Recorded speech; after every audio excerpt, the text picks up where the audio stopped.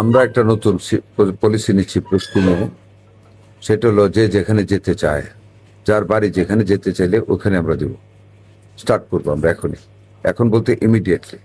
The reason is that যে অন্তত চক্ষু লজ্জায় হইলেও সে সার্ভিসটা দিবে, তার বাপ চাচা আত্মীয় স্বজন বা শ্বশুরবাড়ি এলাকার পরিচিত মানুষ সবার চোখের সামনে সেই ফাঁকিটা দিবে না, আর বাইরে তার ব্যস্ততা থাকবে না। এটা আমরা একটা আইডেন্টিফাই করেছি। আমরা জিজ্ঞেস করবো তুমি কোথায় যেতে চাও, কোথায় কমফোর্টেবল, ওখানে আমরা দেবো। এক। 2 নাম্বার হবো আমরা লিয়ান অ্যান্ডিয়াটা, যেটা একটা টেন্ডেন্সি, এটা আমরা কমিয়ে আনবো। আর যেগুলো অলরেডি লিয়ান টেনে চলে গেছে সেগুলো আমরা রিপ্লেস করবো অথবা তাদেরকে বাধ্য করবো আসতে আর কি, যাতে প্রেজেন্সটা থাকে। এটা নিয়ে আমরা তো আপনারা শুনেছেন বক্তব্য দিয়েছি। সকল সিভিল সার্জনদের সাথে আমি আমার মন্ত্রণালয়ের পক্ষ থেকে জুম মিটিং করেছি। We have given then the instruction যে টাইমলি অফিসে আসতে হবে, থাকতে হবে, এবং আপনারা সিভিল সার্জন অফিসে বসে থাকতে পারবেন না, আপনাদেরকে ভিজিটে যেতে হবে। I think they have done it. তারা শুরু করেছে, কিছুটা নাড়াচাড়া পড়েছে। দেখেন এতদিনের জঞ্জাল ওভারনাইট তো শেষ করতে পারবো না, but each and everybody in all corners of the administration একটা মেসেজ পেয়েছে যে we have to do properly. ওটা করতে পারতে হবে। এটা আমরা ইনশাল্লাহ সুন্দরভাবে করে ফেলবো।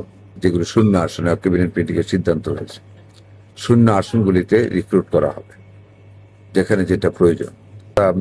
কেয়ার গিভার, মিডউইফার, তারপর ফ্যামিলি প্ল্যানিং ওয়ার্কার সমন্বয়ে আমরা কমিউনিটি ক্লিনিকগুলিকে সচল করবো, যাতে করে আমাদের মাদেরকে আমরা টেক কেয়ার করতে পারি। বিশেষ করে ধরেন অনেক মাদের breast cancer and uterus cancer হয় প্রাথমিকভাবে, যেটা নিজেরা চেক করতে পারে।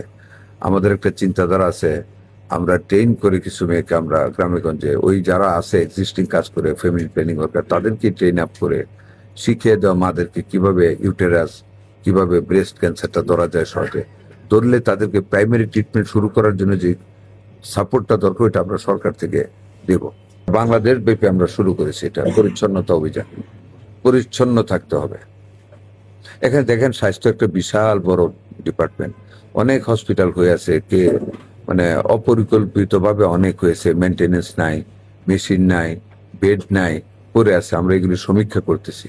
যত দ্রুত সম্ভব আমাদের মানে সীমিত সম্পদের ভিতরে আমরা পর্যায়ক্রমে মানে যেই এক্সট্রা মানে স্ট্রাকচারগুলি দাঁড়িয়ে আছে, যেমন নরসিংদী 150 শয্যার একটা বিল্ডিং হয়ে আছে, চালু হয় নাই, এরকমগুলি সারা বাংলাদেশ ব্যাপী আমরা চালু করার জন্য কার্যক্রম গ্রহণ করেছি ইনশাল্লাহ।